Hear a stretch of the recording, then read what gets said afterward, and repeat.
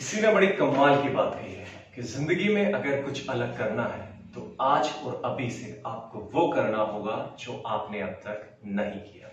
जय हिंद साथियों, मैं महेंद्र सिंह चौहान और आज शुरुआत करते हैं हमारा जो टॉपिक चल रहा था एडवांस गणित से, डाटा इंटरप्रिटेशन से, जिसमें टेबुलेशन का यानी कि सारणियन का एक पार्ट ऑलरेडी अपलोड कर चुका हूं, जिसमें सिर्फ और सिर्फ एक प्रश्न है।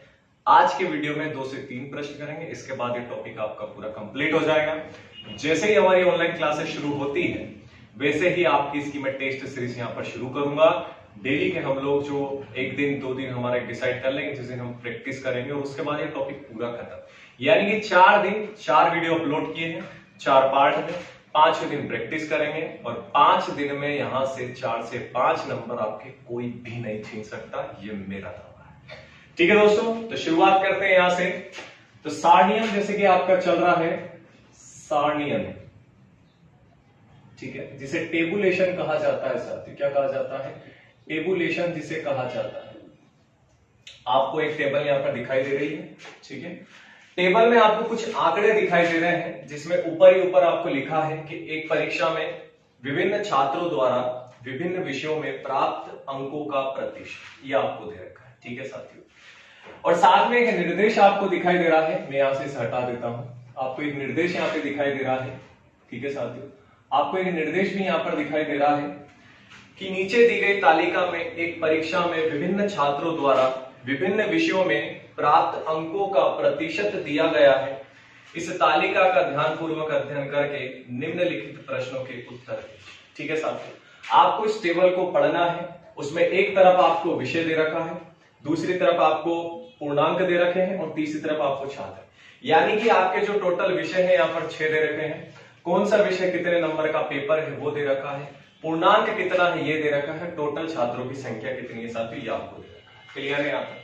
तो एक बार तो इस पूरी सारणी को टेबल को आप उतारें और एक रफ टेबल में यहाँ पर ड्रॉ करूंगा जिससे कि हम लोग इस प्रश्न को आराम से कर पाए। तो देखिए साथियों, एक रफ टेबल मैंने आप लोग के सामने यहाँ पर एक ड्रॉ कर दिया है, ठीक है। इसमें देखिए आप पूरा डाटा आपको दिखाई दे रहा है। ये विषय की सूची है, पूर्णांक है और ये छात्रों की सूची यहाँ पर आपको दे रखी है, ठीक है साथियों। चलिए अब देखिए, पहला प्रश्न आपके सामने दिखाई दे रहा है स्क्रीन के ऊपर। प्रश्न दिया है साथियों के सभी विषयों में कुल मिलाकर सी को लगभग कितने प्रतिशत अंक मिले हैं। ये जो सी है इसको सारे विषय जो आपको यहाँ पर दिखाई दे रहे हैं साथियों, तो जब सभी विषय की बात आती है तो ऐसे में आपकी आड़ी लाइन चलेगी साथियों, क्योंकि सारे विषय। तो सी को सभी विषयों में कितने अंक मिले हैं। अब देखिए एक चीज आसान हो जाती जब यदि सारे पेपर 100 नंबर के होते, लेकिन यहाँ देखिए ये वाला 150 का, ये 60 का, 150 का, 40 का, तो ये थोड़ा सा गड़बड़ होने वाला है, ठीक है साथियों। अगर 100 होता तो आपका आसान होता, कोई दिक्कत नहीं था, लेकिन थोड़ा सा यहाँ पर अलग है। तो यहां से हम लोग जो सी का निकालेंगे साथियों, कैसे निकालेंगे? तो सी के सभी विषयों में मिले प्राप्तांक कितने हैं, तो आइए देखते हैं। देखिए ध्यान से समझना। तो सी की बात कर रहा हूं, यहां पर मैं सी की बात कर रहा हूं साथियों। तो पहले वाले में कितने मिले हैं उसको साथियों यहां से इंग्लिश में, ठीक है। तो यहां पे मैं लिख दूं, देखिए मैं और समझा देता हूं। इधर English plus Hindi plus science plus आपका, ठीक है, इतिहास है साथियों, इतिहास है, हिस्ट्री है, इतिहास है, मैंने इंग्लिश में लिख दिया है, ठीक है, हिस्ट्री है, प्लस आपका मैथ्स, गणित और ज्योग्राफी है। अब देखिए इंग्लिश में 100 नंबर का है तो 100 में है तो 75 ही आएगा, बिल्कुल कोई बदलाव नहीं करना है आपको। अगला देखिए यहाँ पर हिंदी है तो हिंदी भी आपका 100 का है तो इसे कैसे 56 लिख देना, कोई दिक्कत नहीं है। यहां से आप साइंस देखें, लेकिन देखिए साइंस 150 का है, साइंस कितने का है? 150 का है। तो यहाँ क्या करेंगे हम लोग? साइंस 150 का है आपका, तो बताइए क्या करें? साइंस आपका कितने का है? 150 का। तो यहाँ से प्रतिशत कैसे निकाल के लाते हैं साथियों, बताइए, ठीक है। तो कैसे निकलेगा आपका? तो देखिए 72 बटा कितना हो जाएगा 100 और गुणित कितना है 150। ये 100 क्यों लिख के चल रहा हूँ? 100 क्यों लेके चल रहा हूँ? क्योंकि मुझे सबका सब कितना बराबर निकालना है एवरेज। तो सभी में मुझे सोचिए, तो मैं यहाँ कितना लेके चलूंगा? 100 प्लस कर दो, प्लस आप करेंगे आगे। देखिए आपका क्या रहा है? इतिहास। तो इतिहास में कितना है आपका? 60। इतिहास में कितना? 60। तो यहाँ कितना हो जाएगा? 60 बटा 100 और गुणित कितना हो जाएगा आपका? 75 है यहाँ पर, इतिहास में 75 है तो 75 बटा 100 और गुणित आपका कितना हो जाएगा यहाँ पर? 60। कोई दिक्कत है क्या? समझ आ रहा है? आगे फिर आगे हल करते हैं। मैं यहाँ पर लिख देता हूं इधर प्लस, इतिहास की बात क्या रहा है, गणित, तो गणित में कितने अंक आ रहे हैं उसके 75, आने कितने चाहिए 100 का होना चाहिए, और है कितने का हो 150 प्लस। आगे देखिए, फिर बात आ रही है किसकी, आपकी ज्योग्राफी की, तो उसके आ कितने रहे हैं 62/100 कर दो, और गुणित कितने का पेपर है 40 है। बताइए कोई दिक्कत है क्या यहाँ, इसमें बताइए किसी को कोई दिक्कत है क्या, यहां तक बताइए साथ, ठीक है। 62 लिख दिया, अच्छा ठीक है, सी का 80 है, 80 है, ये 80 है, अब सही जा रहा है, ठीक है। चलिए अब ठीक है, चलिए तो कैसे करेंगे इसको, आइए समझते साथ। तो यहां जो है आपका 75 वो ऐसे कैसे रहने वाला है 75 प्लस आपका यहाँ भी 56 रहने वाला है, प्लस अब देखो इसको काट दो, 1 0 से 1 0 गया, 5 दूनी 10, 5 3 15, 2 से काट दो, 2 छंग 2 3 6 और 2 छंग 12, 3 छंग 18 का 8 हासिल है, 3 3 और 1 10, कितना हो गया 108 प्लस 1 0 से 1 0 गया, 2 पंजे 10 गया, और 2 3 6 गया। आप जब इसमें गुणा करके इससे भाग दोगे तो 112.5 आएगा, करके देख लेना। आगे हल करो, इससे ये गया 2 पंजे 10 और सॉरी 5 दूनी, ठीक है, एक सेकंड, यहां आपका 112 नहीं आएगा साथियों, 112 नहीं आएगा आपका। देखिए 2 3 6 और 2 पंजे 10, ठीक है, 5 से काट दो, 5 एकम 5, 5 25, 15 3 45, ये 45 आएगा, इसको काटने पे आएगा आपका 112.5, इसे काट दो, 1 0 से 1 0, 1 से 1 गया, 4 8 कितना हो गया साथियों आपका 32, 4 8 कितना हो गया 32, कोई दिक्कत नहीं है। अब इन सबका क्या कर देना, योग कर देना, सबका योग करने पर कितना आएगा आपका 428.5, कितना आया 428.5, कोई दिक्कत नहीं है। अब आपसे पूछा क्या है, सी का सभी विषयों में यानी कि प्रतिशत निकालने के लिए क्या करते हैं सर, देखिए टोटल कितना है प्राप्तांक 428.5, टोटल विषय कितने थे 6, और 6 विषयों के प्राप्तांक को यदि आप जोड़ोगे तो कितने हो जाएंगे साथियों, सभी आपके जुड़ के 600 हो जाएंगे, तो बटे में कितना कर दो 600 और गुणित क्या हो जाएगा आपका 100। बताइए समझ आएगा, कोई दिक्कत है क्या, यहां तक बता दीजिए, कोई दिक्कत है क्या यहां तक बताइए, ठीक है। और जब आप इसे हल करेंगे, देखिए इसको हल करके देख लो, इसको यहां से 1 0 हटा दो, ठीक है, ये गया ये गया ये गया ये गया, ठीक है, इससे भी आप काट दें तो 5 एकम 5, 5 दूनी 10, 5 8 40, 5 5 25 और 5 7 33, ठीक है, और फिर इससे आप काट दें तो 12 7 84, 12 7 84, यानी 71% के आसपास आपका उत्तर आएगा साथियों, कितना 71% आपका जो है यहाँ पर अप्रोक्स जो है आंसर आएगा 71%, 71% आपका बिल्कुल यहाँ पर सही जवाब है। तो उम्मीद है इस प्रश्न में किसी को कोई दिक्कत नहीं होगी, ठीक है, एक बार वीडियो को रिवाइज करके देखेंगे आपको तो चीजें समझ आ जाएगी। दूसरा प्रश्न देखते हैं इसमें, चलिए प्रश्न नंबर 2 आपको जैसे कि दिखाई दे रहा है, प्रश्न नंबर 2 है साथियों के बी के अंग्रेजी तथा गणित में प्राप्त अंकों का योग। तो जो विद्यार्थी बी है, इस बी के अंग्रेजी तथा गणित में यानी कि इंग्लिश और मैथ्स यानी कि अंग्रेजी तथा गणित में प्राप्त अंकों का योग तथा एफ के इन विषयों में प्राप्त अंकों के योग में कितना अंतर, यानी बी वाले के भी इन दोनों का आपको निकालना है, और एफ जो विद्यार्थी है इसका भी इन दोनों विषयों का प्राप्त अंकों का अंतर निकालना है। क्लियर है। तो सबसे पहले तो जो विद्यार्थी बी है इसके इंग्लिश में कितने आए हैं, देखिए साथियों इंग्लिश में कितने आए हैं इसके 88, इंग्लिश में 88 प्लस गणित में कितने आए हैं इसके बी वाले के गणित में, मैथ्स आपका यहाँ चल रहा है तो 75, बी वाले के 88 आए हैं, लेकिन प्राप्तांक कितना है 150, मुझे लेके कितना चलना है 100, तो क्या हो जाएगा साथियों यहाँ पर 88/100 और गुणित कितना हो गया 150, कोई दिक्कत नहीं आता। सेम ऐसा कैसे इसमें हो जाएगा आपका, थोड़ा सा मैं नीचे लिख देता हूँ यहाँ पर, सेम टू सेम यहाँ पर विद्यार्थी एफ के साथ भी हो जाएगा कि विद्यार्थी एफ के जो अंग्रेजी में है साथी वो कितने हैं आपके 85, तो कोई बदलाव नहीं करना है क्योंकि 100 का है प्लस प्राप्तांक। गणित में देखो इससे गणित में कितने हैं 74, और ये पेपर कितने का 150 का, लेकिन मैं मान के कितना चलूंगा 100 का। बताइए कोई दिक्कत, आगे हल करो। ये 1 0 से 1 0 गया, 5 दूनी 10, 5 3 15, 2 छुकू 8, 2 छुकू 8, यहां से हल करेंगे तो ये कितना हो रहा है आपका 88 प्लस 3 चुकू 12 का 2 हासिल 1, 3 चुकू 12 और 1 कितना हो गया साथियों 13। इसको हल कर रहे हैं आप तो 1 0 से 1 0, 5 दूनी 10, 5 तिया 15, 2 से काट दे 2 तिया 6 और 2 साथ कितना हो गया 14। इसको हल करेंगे तो कितना आएगा आपका 85 प्लस 3 7 21 का 1 हासिल 2, 3 तिया 9 और 10 और कितना हो गया 11। इन सभी को जोड़ दें, देखिए इनको जोड़ लो पहले, 5 और 1 6 हो गया, 8 और 1 9 हो गया और इधर 1 बचा। ठीक, इसको जोड़ेंगे आप तो कितना हो जाएगा साथियों 88 और 132 को आप जोड़े तो कितना आएगा, मैं यहां लिख देता हूं इधर कि 8 और 2 10 का 2 0 हासिल 1 आपका इधर आया तो 4 हो गया, 4 और 8 12 का 2 2 और 1 इधर आ गया साथियों कितना हो गया 3। तो यहाँ कितना आ गया आपको 320। कोई दिक्कत नहीं, यानी बी वाले का जो प्राप्तांक आया साथियों कितना है 320 और एफ वाले का कितना है साथियों आपका, एफ वाले का है 196। अब देखिए आपसे बोला क्या है, आपसे बोला क्या है प्रश्न में, ठीक है आपसे बोला है साथियों अपन 220 और 196, कहीं पर कोई गड़बड़ हुआ क्या, 10 12 का 2 हासिल 1 2 आएगा यहाँ पर 220। आपसे बोला क्या है इन दोनों का अंतर, क्या बोला है साथियों, आपसे बोला है इनका अंतर निकाल दो, इसमें से इसको घटा दो, 220 में से आप 96 को 196 घटा दे, देखिए 10 में से 6 गया 4, इधर 1 बचा, 11 में से 9 गया, बचा कितना साथियों 2, यानी दोनों का अंतर कितना है साथियों 24। बताइए कोई दिक्कत है यहाँ पे, बिल्कुल सही 24 आपका बिल्कुल यहाँ पर सही जवाब। ठीक है, चलिए तीसरा प्रश्न पे आते हैं।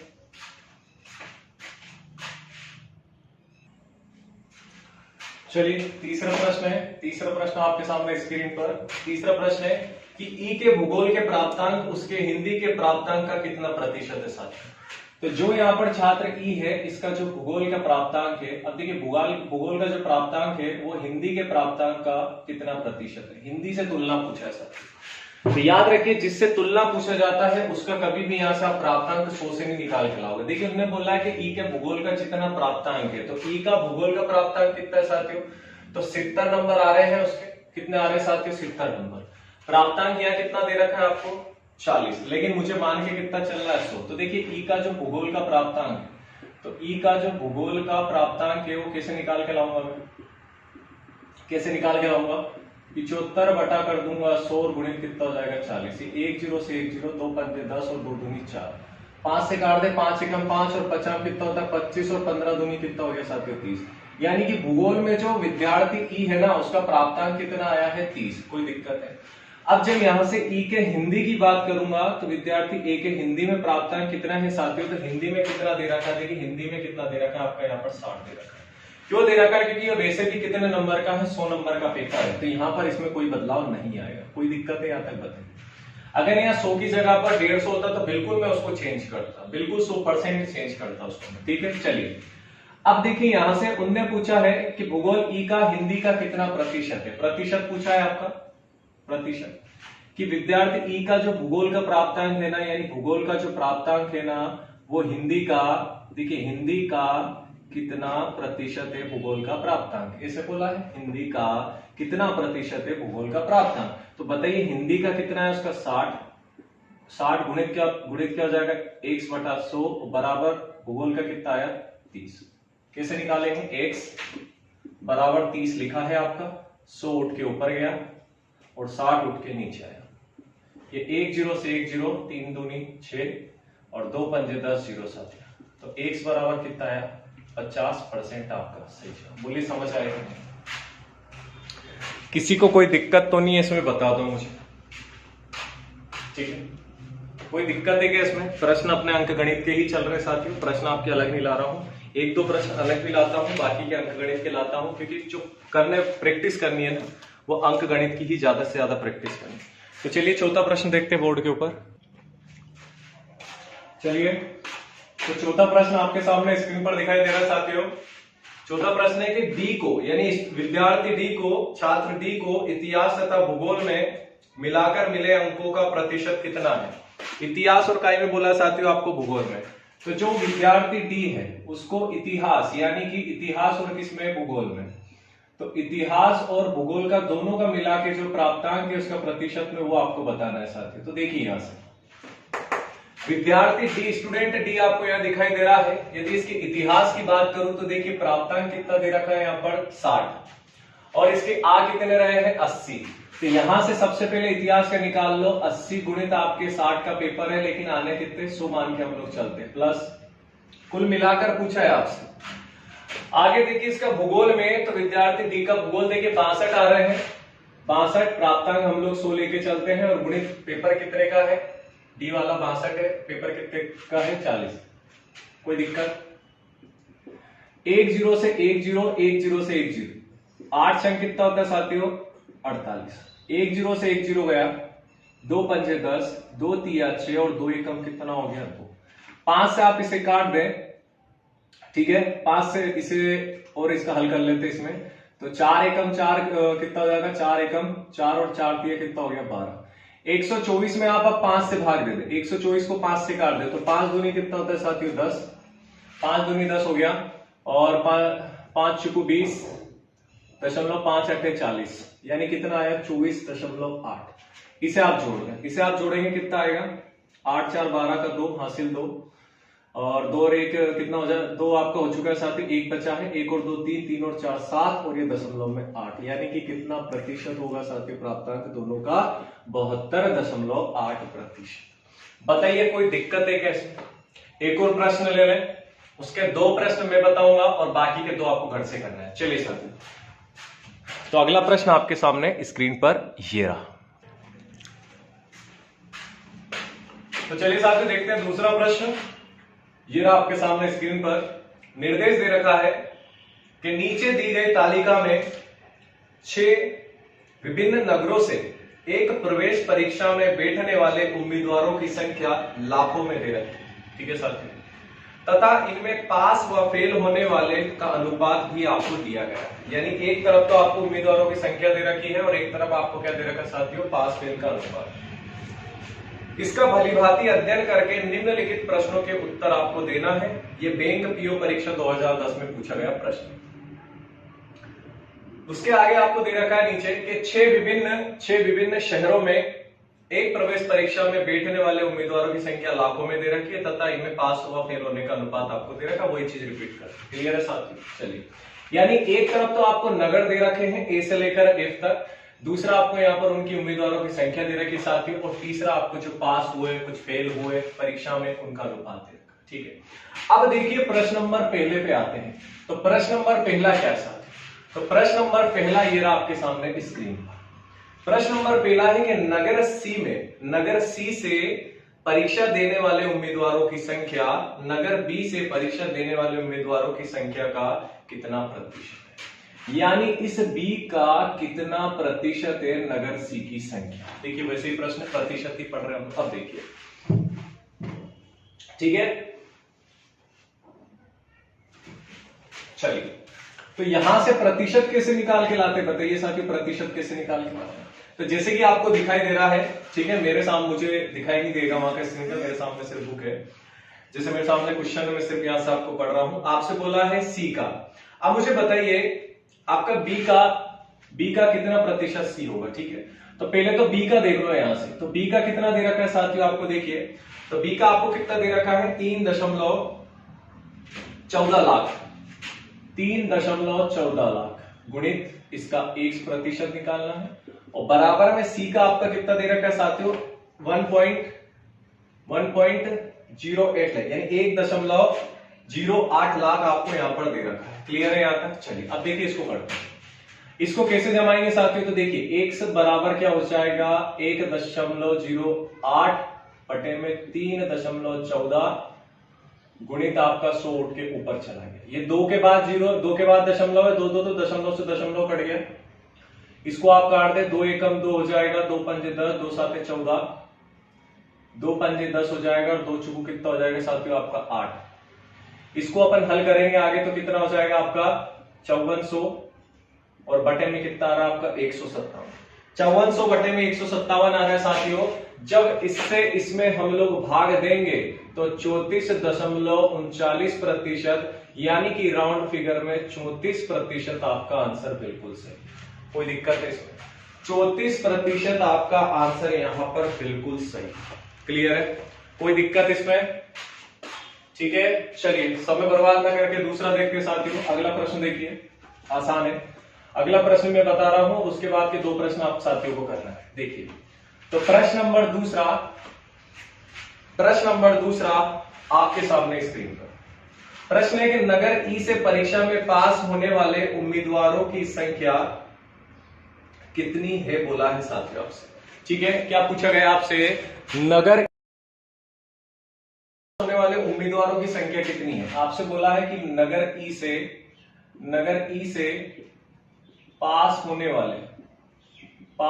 वाले उम्मीदवारों की संख्या आपसे पूछी है, उम्मीदवारों की संख्या पूछी है। देखिए, नगर ई में जो टोटल उम्मीदवार है वो कितने, पहले तो देखिए 0 पॉइंट आपको जिस सामने देख रखा है स्क्रीन पर, ठीक है साथियों, 1.08 लाख कुल उम्मीदवारों की संख्या कितनी है? 1.08 लाख। क्लियर है यहां तक? ये चीज याद रखना है। अब यहां पर जो पास और फेल का अनुपात है, देखिए पास और फेल का जो अनुपात आपको दे रखा है, पास और फेल का अनुपात कितना दे रखा है आपको यहां पर साथियों? तो पास और फेल का जो अनुपात आपको दे रखा है वो दे रखा है आपको 3 पॉइंट ई उम्मीदवार है, ई में संख्या आपकी 1.85 है, 1.85 है। ठीक है, और पास फेल का जो अनुपात है साथियों 3:2 है, 3:2। ठीक,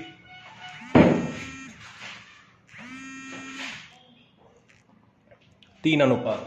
चलिए देखते हैं। अब देखिए, आपसे नगर ई में पास होने वाले उम्मीदवारों की संख्या पूछी है, तो यहां जो टोटल उम्मीदवार है साथियों वो 1.25 है और पास फेल का अनुपात 3:2 है। तो कैसे निकाल के लाएंगे? देखिए, टोटल संख्या कितनी है? 1.85 गुणित लाख में है, तो लाख में कितने जीरो होता है? 5 गुणित पास की बात कर रहा है तो 5 का रेशियो कितना है? 3 और टोटल रेशियो कितना है? 5। बात आ गई समझ में? यहां से इसका दशमलव हटेगा, बटे में 2 जीरो आएगी। क्लियर है? ये 2 जीरो से 2 जीरो गया, 5 से 5 दूनी 10 और ये 2 जीरो ऐसे कैसे ऊपर आ गया। इधर आपका 185 गुणित साथियों 3 का गुणा इसमें कर दो तो कितना हो गया है? 600। बताइए कोई दिक्कत है क्या यहां पर? बताइए, यहां तक किन्हीं भी साथियों को कोई दिक्कत है क्या? ठीक है, अब जब आप इसको हल करेंगे तो देखिए उत्तर क्या आएगा निकल के। देखिए साथियों उत्तर क्या आएगा?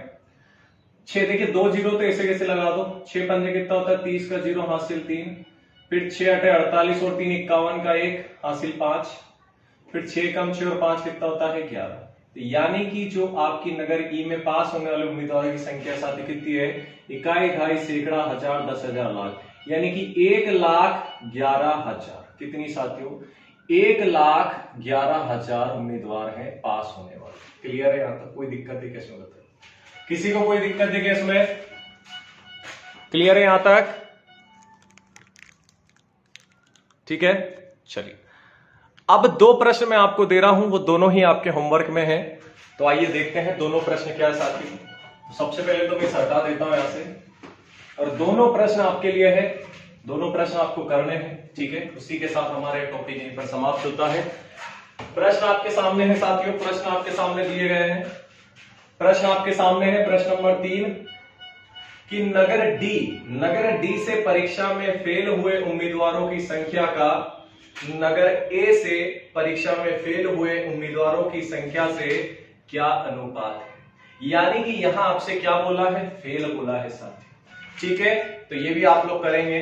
अगला देखिए, इसमें अगला प्रश्न है कि प्रवेश परीक्षा में, अगला प्रश्न है चौथा आपके सामने स्क्रीन पर, कि प्रवेश परीक्षा में फेल होने वाले छात्रों की सर्वाधिक संख्या किस नगर की है। थोड़ा सा बड़ा प्रश्न है लेकिन बन जाएगा, क्योंकि इससे पहले ऑलरेडी मैं ये प्रश्न करवा चुका हूं। तो साथियों वीडियो उम्मीद है आपको पसंद आया होगा। छोटा सा मेरा प्रयास है, पसीने में तरबतर हो रहा हूं, तो इतना तो सहयोग आप कर सकते हैं कि ज्यादा से ज्यादा चैनल को सब्सक्राइब, लाइक करवाएं। अच्छा लगे बुरा लगे कमेंट जरूर करें। और जो भी मित्र डिसलाइक करके जाते हैं ना, मैं उनके लिए इतना ही कहना चाहूंगा कि आज भी भटक रहे हो, कल भी भटकते रहोगे। एक किनारा अगर चाहिए तो ठहराव बहुत जरूरी है। तो साथ ही ऐसे लोगों के चक्कर में ना पड़े और ऐसे लोगों पे ध्यान भी ना दे। मैं तो बिल्कुल भी नहीं देता, और देता तो आज आप लोग के बीच में नहीं होता। आपने इतना प्यार सपोर्ट दिया है, इसी तरह बनाए रहें और खूब पढ़ाई करें, खुश रहें, कोरोना से बचाव करते रहें। और आखिरी में बस इतना ही कहूंगा कि खुद पे अगर विश्वास हो तो दुनिया की कोई ताकत तुम्हें कामयाब होने से नहीं रोक सकती। जय हिंद, वंदे मातरम।